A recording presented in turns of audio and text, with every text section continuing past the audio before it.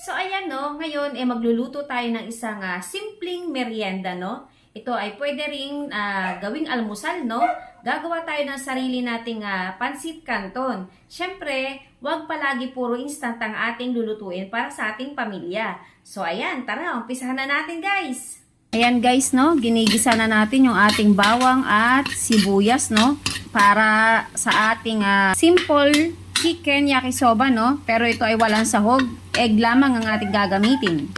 Yan, maglagay tayo ng saktong oyster lang no. Yan, ayos na yan. Mekos-mekos lang natin guys.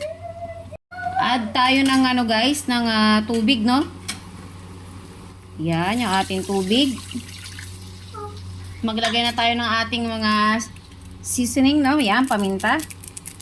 Lahat natin yan guys. Maglagay na tayo ng ating chicken cubes no. Yan. At imekos-mekos lang natin yan guys. At maglagay na rin tayo guys ng saktong soy sauce lang no. Yan. Okay na yan. Pampakulay lang naman natin yan sa ating sabaw no. Yan. Baka umalat pag napasobra tayo guys. Yan. Antayin lang natin itong kumulo guys. At mamaya ilalagay na natin yung ating canton no, yung ating pansit canton. Yan, tinatawag nilang pansit na bato. Yan. At so ayan guys no, kumukulo na. Lagay na natin yung ating pansit bato no. Yan. At ayan guys, imekos-mekos lang natin yan guys no. Yan. Halu-haluin lang naman natin ng maigi. Yan. Simpleng pansit lang to guys na yakisoba no. Yan. At itlog ang ating sasahog dito mamaya no. So ayan guys. Sarap niyan guys. At so ayan guys no. Kumukulo na siya. Lagay na natin yung ating healthy gulay. So ayan. At imekos-mekos lang natin yan guys. Yan. Hanggang sa mag-balance no. Ayan, haluin natin ng mabuti.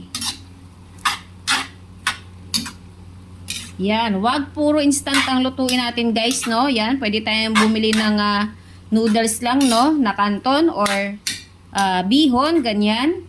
At gumawa tayo ng sarili nating pansit. Yan. Ayan guys no, medyo okay na yung ating gulay para hindi natin siya ma-overcook no. Ilagay na natin yung ating pang toppings no. Yan, yung ating egg at ang ating leeks. At maglagay na rin tayo guys ng pampabango natin dyan yung ating sesame seed. Yan. At maglagay na rin tayo ng ating konting sesame oil. Yan.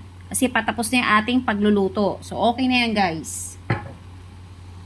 At syempre guys, ayan, may mekos-mekos na natin yan guys, no? Yan, siguraduhin natin na ma-coat lahat yan. Para mag-balance yung ating mga nilagay na sangkap dyan guys. Ayan. Haluin natin ng mabuti. Yan.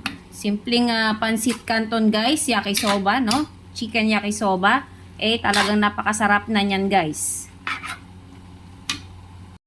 At ayan guys, luto na ang ating yakisoba.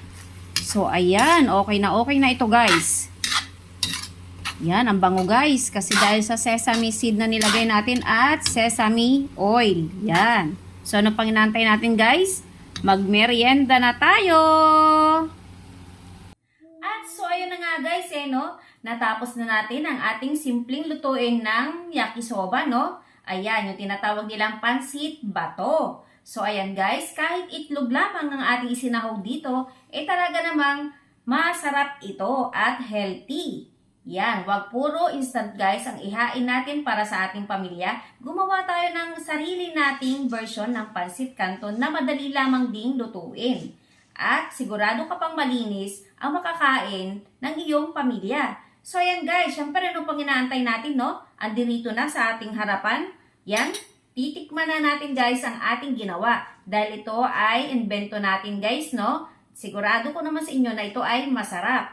So, ayan guys, tikman natin, no? Ang amoy niya guys ay talagang napakabango dahil sa nilagay nating sesame oil at sesame seed. So, ayan, tikman na natin. Ihipan natin dahil ito ay mainit-init pa.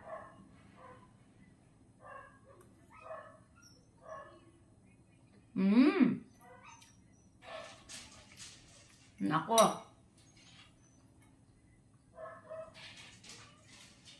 Ox na ox ang lasa nito guys. Panalong-panalo na kahit wala siyang sahog na inilagay natin, no? Kahit wala nga siyang itlog, okay na okay ang lasa nito guys, no? Para sa akin, ha?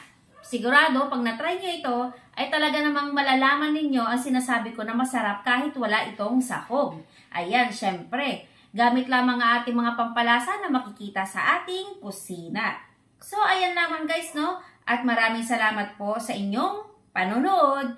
Bye-bye!